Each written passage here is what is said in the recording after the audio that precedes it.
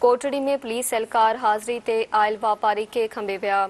जामशोरे में वापारी सज्जाद खासकेली के एहलकार ज़बरदस्ती कार में खंबे खणी विया। अवां खे ॿुधाई पिया त नौजवान जे भाउ सिकंदर खासकेली जो चवणु हो त भाउ के सब इंस्पेक्टर मीरल भुट्टो, एहलकार अशरफ जामरी ऐं सिकंदर चांडियो खंबे विया आहिनि। हुन चेताव ॾिनो त संदसि भाउ खे आज़ादु न कयो पियो त इंडस हाईवे ते धरणो हंयो वेंदो। अवां खे ख़बर ॾियूं पिया कोटड़ी में पुलिस एहलकार हाज़िरी ते आयल वापारी के खंबे विया आहिनि। जामशोरे में वापारी सज्जाद खासकेली के एहलकार ज़बरदस्ती कार में खंबे खणी विया। नौजवान जे भाउ सिकंदर खासकेली जो चवणु हो त भाउ के सब इंस्पेक्टर मीरल भुट्टो, एहलकार अशरफ जामरी ऐं सिकंदर चांडियो खंबे खणी विया आहिनि।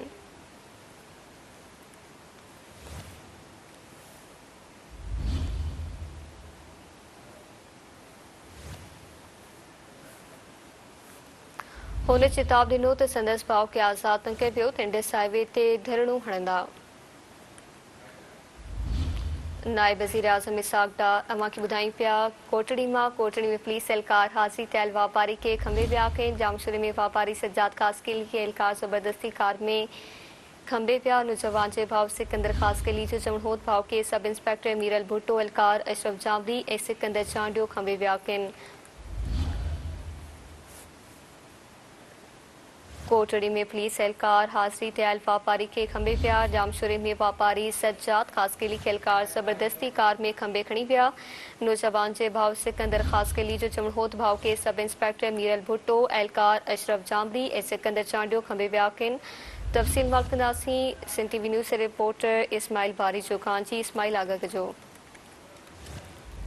जामशोरो कोर्ट जे साम्हूं पेट्रोल पंप भरिसां कोटड़ी सज्जाद खासकेली के वर्दी पुलिस एहलकारनि ज़बरदस्ती मुबैना तौर कार में विझी गुम करे छॾियो आहे। नौजवान ट्रांसपोर्टर सज्जाद खासकेली कोर्ट हाज़िरीअ ते वञी रहियो हो त पुलिस एहलकारनि ज़ोरीअ खंबे कार में विझी गुम करे छॾियो। पुलिस जी कार्रवाईअ दौरान सज्जाद खासकेली ऐं संदन वासन पुलिस खे रोकण जी कोशिशि कई पर वर्दी पहिरियल पुलिस एहलकारनि ज़ोरीअ खणी विया। नौजवान सज्जाद खासकेली जे खंभजण ते वासन एहतजाज कंदे नौजवान सज्जाद खासकेली के फौरी आज़ाद करे मुबैना तौर खंभींदड़ एहलकारनि खिलाफ़ कार्रवाई जो मुतालबो कयो आहे। कोटड़ीअ जे खॾा कॉलोनी वासी सज्जाद खासकेली खिलाफ़ कुझु ॾींहं अॻु सोशल मीडिया ते किरदार कशी कई वई। उन खिलाफ़ सज्जाद खासकेली पंहिंजे वकील मार्फत जामशोर सेशन कोर्ट में हिकु दरख़्वास्त दाख़िल कराई जंहिं ते अॼु अदालत ॿुधणी हुई ऐं कोर्ट ॿाहिरां थाणे ते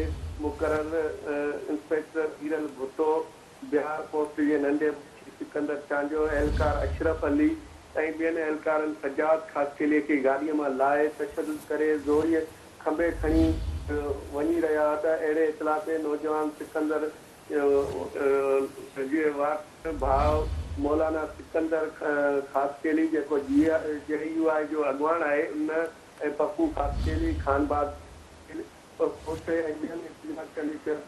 खासकेली जी कुझु ॾींहं अॻु सोशल मीडिया ते किरदार कशी कई वई। उन खिलाफ़ अदालत में कानूनी रस्तो इख्तियार कंदे इंसाफ़ लाइ दरख़्वास्त जमा कराई। सज्जाद खासकेली ट्रांसपोर्ट आहे हिन पंहिंजी मजबूत अदालत में इंसाफ़ लाइ वियो। अॼु ॿुधणी हुई त पुलिस बास शख़्स जी भंगार भरंदे कानून जी लकार कंदे सज्जाद खासकेली खे चोरी अगवा करे खंबे खणी आहिनि।